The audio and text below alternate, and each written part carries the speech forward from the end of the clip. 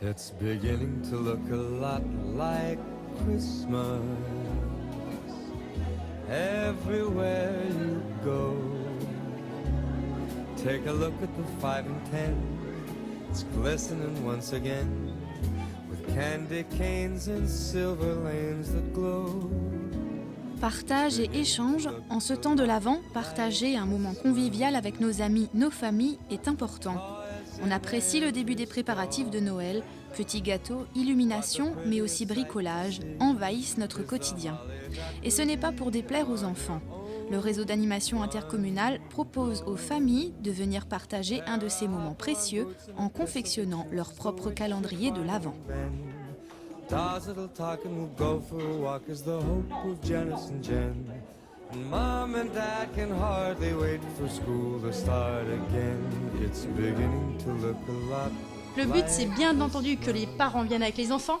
Et en fait, c'est pas qu'il y ait un échange seulement entre le parent et l'enfant, mais aussi entre les parents entre eux, les enfants entre eux. C'est vraiment un échange ensemble. Tous ensemble, on partage un moment, le temps d'un après-midi pour faire une création ou une sortie, ou etc. Ça dépend. Cette année, Valérie suggère une idée plutôt originale. À la place d'un habituel calendrier de l'Avent truffé de chocolat ou de jouets, le calendrier de Valérie propose de petits messages pour toute la famille. Mots d'amour ou petits souhaits, ils égayeront le quotidien en attendant Noël. Soon the bells will start, and the thing that'll make them ring is the carol that you sing right within your heart.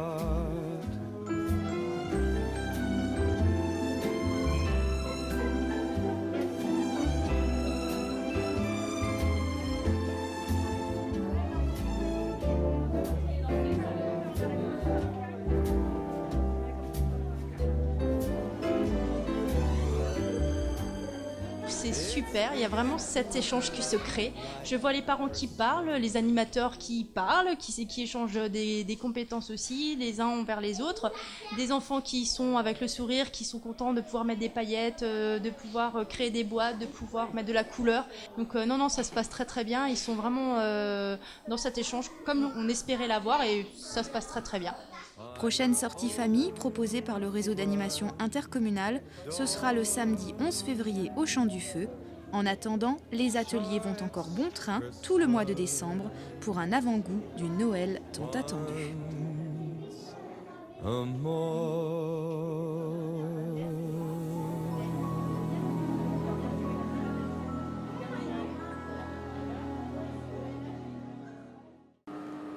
Vous connaissez tous le métier de cuisinier, mais ce Neuenhoffenois est un cuisinier un peu particulier. Pour Lionel, pas de coup de feu, il travaille en recherche et développement chez Fayel. Une de mes fonctions, bien sûr, est de travailler dans le service R&D, donc pour créer des nouvelles recettes. Après, j'ai d'autres fonctions dans l'entreprise, donc c'est de promouvoir la marque chez nos clients, sur les salons, surtout les salons culinaires où on est présent. C'est moi qui anime les produits sur le stand, qui les met en œuvre pour faire des dégustations. Donc je suis aussi amené à aller dans d'autres pays. Donc récemment j'étais pendant à peu près 3 semaines à Hong Kong. Lionel pourrait ainsi voyager dans 45 pays. La plus vieille entreprise française de production de foie gras en activité vend 450 tonnes de foie gras par an, dont 2 tiers de canard et 1 tiers d'oie. Lionel connaît le secret de cette réussite. Nous assaisonnons nos foie gras avec un mélange d'épices secret, donc un mélange de 13 épices. Donc tous nos foie gras sont assaisonnés avec ce mélange, donc qui lui donne vraiment ce goût très particulier, très démarqué de nos autres concurrents. Le foie gras existe depuis plus de 4000 ans. Et cette année, Lionel Hunkler propose une nouvelle recette. J'avais un petit peu carte blanche, donc en fait j'ai fait différents essais. Des essais guidés par la mode, l'adaptation pour la production industrielle et surtout le goût sont des critères.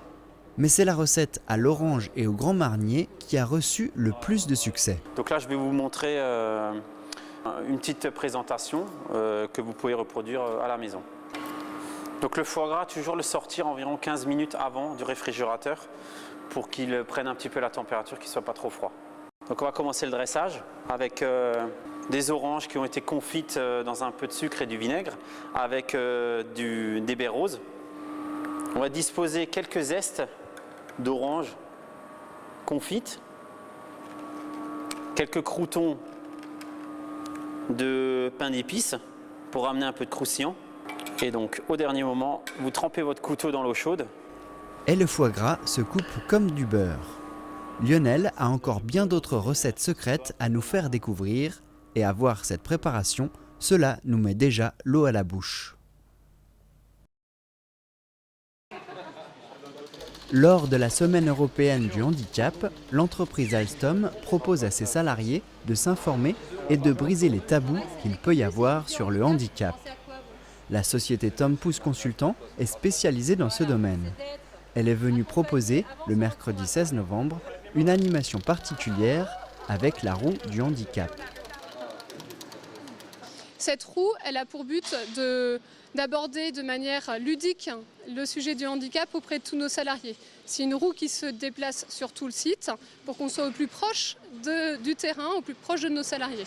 Donc l'objectif du jeu Coup de pouce, en fait, c'est d'aborder de manière ludique la question du handicap au travail. Donc à travers des mises en situation, un questionnement vrai-faux, des dessins, des rébus, on aborde l'ensemble du sujet. Que fait l'entreprise sur le sujet ? Quelles sont les différentes familles de handicap? Comment est-ce qu'on fait une démarche de reconnaissance de travailleurs handicapés? Quel est l'avantage à le faire? À cette question, en dehors de l'aspect santé, il y a d'autres éléments de réponse.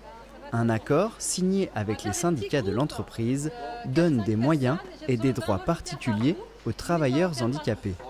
On va avoir un suivi médical renforcé, on va pouvoir adapter leur poste en fonction du handicap. Ils ont également la possibilité d'avoir 2 jours de congé pour faire des démarches administratives ou des démarches médicales en lien avec leur handicap.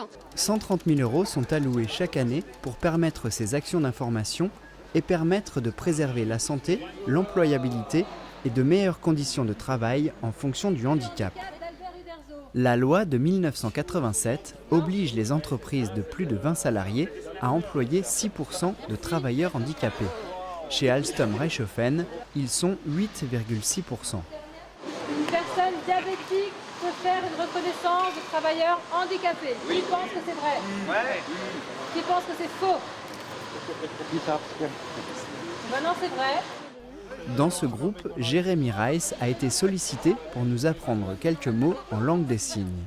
Un train en langue des signes. C'est ça. C'est ça? Contrairement à une idée répandue, la mobilité n'est pas la première cause de handicap, mais ce sont les maladies invalidantes.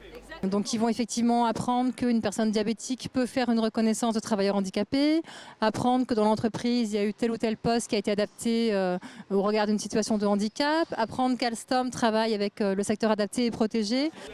Alstom travaille notamment avec l'ESAT et l'entreprise adaptée de la Fondation Zonenhof. Pour finir la semaine, le lendemain, un atelier ergonomie a été mis en place. On termine ces actus dans une ambiance musicale avec Célia. Cette artiste strasbourgeoise, étoile montante à l'univers éclectique, s'est produite à Niederbronn-les-Bains dans le cadre du festival Gospel In. Célia propose un son soul, pop, rap et électro. Elle change de style à la perfection en passant du gospel au son dance floor des années 80. Crossing Borders, son spectacle musical, raconte une histoire où un voyageur parcourt différents chemins au travers de la musique. Elle a dernièrement fait la première partie du groupe français Ellie J à l'Olympia. On la retrouvera prochainement au PMC de Strasbourg le 9 décembre. On vous laisse savourer ces quelques instants avec Célia et son groupe.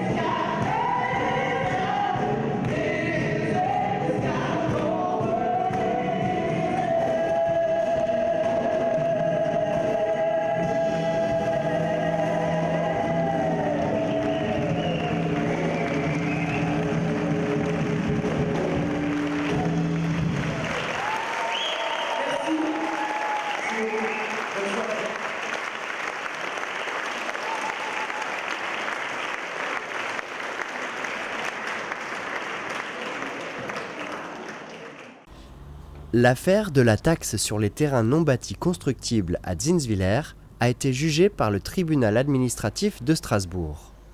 Dans sa délibération du 23 novembre, le tribunal a justifié sa décision par l'absence de pression foncière justifiant l'augmentation de la taxe. Cette taxe avait été votée en 2013, elle avait pour but d'inciter les constructions à Zinswiller. Elle a été abaissée en septembre 2014 à 60 centimes du mètre carré. C'est cette décision qui a été annulée par le tribunal. Le collectif opposé à la taxe ou la municipalité ont 2 mois pour faire appel.